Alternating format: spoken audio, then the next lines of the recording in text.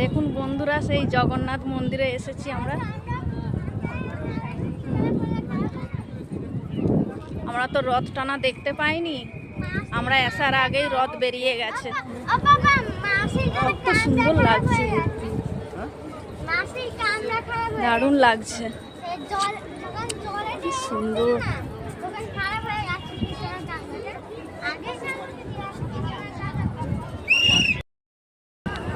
দেখুন বন্ধুরা, আমরা সেই জগন্নাথ মন্দিরে এসেছি, আজকে দ্বার খুলেছে। আর রথ টানা তো দেখতে পাইনি, রথটা আগেই বেরিয়ে গেছে। হাই দেখো কি করছে আমার ছেলে। দেখো মন্দির কত সুন্দর লাগছে।